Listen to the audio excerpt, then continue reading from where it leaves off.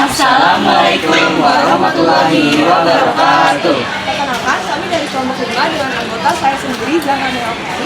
Saya Muhammad Ibrahim Jonsah. Saya Dana Kamani. Saya Syirah Dian Sadiya. Saya Purna Maria Faruk. Saya Dejanis Kerehan. Berikut ini adalah video penjelasan mengenai masa Orde Baru. Kebijakan ekonomi Orde Baru sudah diarahkan pada pembangunan dalam segala bidang. Namun memang dalam pelaksanaannya masih belum sesuai aturan, dikarenakan sifat kebijakan ini sendiri tidak merata, sehingga muncul kesenjangan antara golongan kaya dan juga golongan miskin. Krisis moneter. Pada 14 Agustus 1997, rupiah diserang secara hebat, sehingga nilai rupiah pun semakin melemah. Utang perusahaan semakin meningkat, terjadi inflasi dan peningkatan besar harga bahan pangan. Demi mengatasi krisis ini, Indonesia pun mengajukan pinjaman langsung ke bank asing. Namun krisis tetap meluas, karena faktor utama terjadinya krisis bukan dari sektor perbankan. Terjadinya demonstrasi besar-besaran yang memprotes pemerintah, bahkan kerusuhan dan penjarahan berlangsung di mana-mana.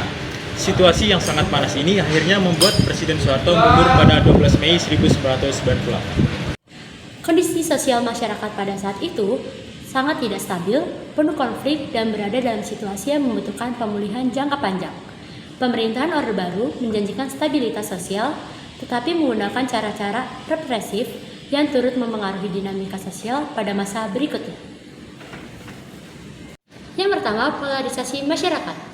Kondisi masyarakat terpecah akibat konflik ideologi antara pendukung PKI dan kelompok anti-komunis yang memicu ketegangan dan kekerasan. Yang kedua, ketegangan antar komunitas. Hubungan antara kelompok agama, ideologi, dan budaya memburuk, disertai kecurigaan dan konflik sosial. Yang ketiga, kekerasan massal. Kekerasan terhadap simpatisan PKI menimbulkan trauma sosial yang meluas. Yang keempat, krisis kepercayaan. Kecurangan dan tuduhan komunis menyebabkan hilangnya kepercayaan antar warga. Yang kelima, kesenjangan sosial. Inflasi tinggi memperparah kesulitan ekonomi, mempengaruhi kehidupan masyarakat kecil.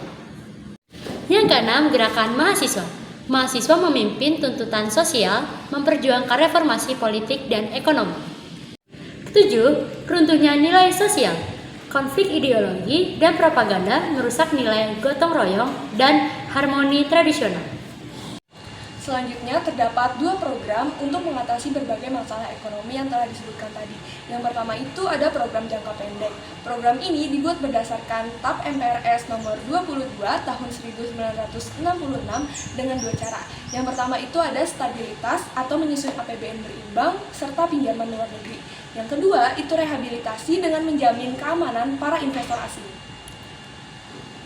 Lalu berikutnya ada program jangka panjang.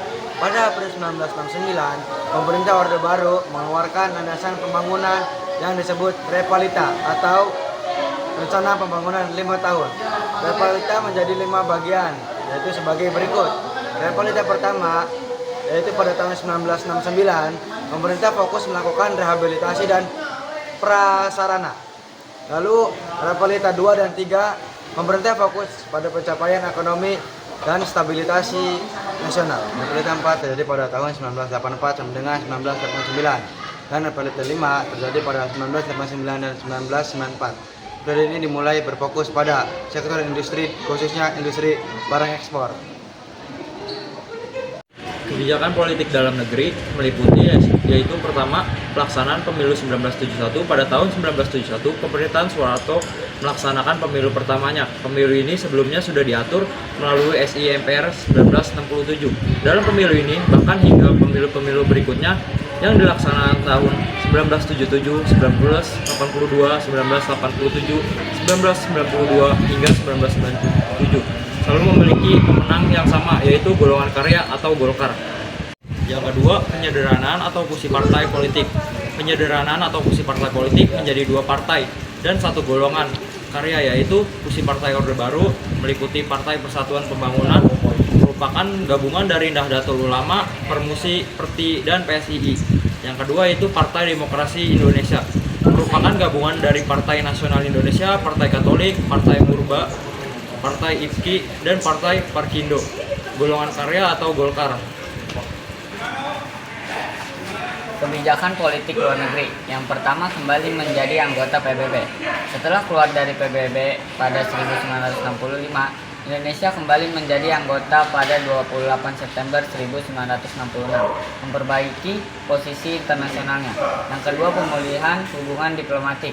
Hubungan dengan Malaysia dan Singapura dipulihkan melalui perjanjian pada 11 Agustus 1966 dan pengakuan kemerdekaan Singapura pada 2 Juni 1966.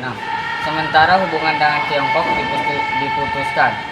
Yang ketiga, memperkuat kerjasama regional dan internasional. Indonesia aktif dalam yang pertama, pembentukan ASEAN sebagai negara pendiri.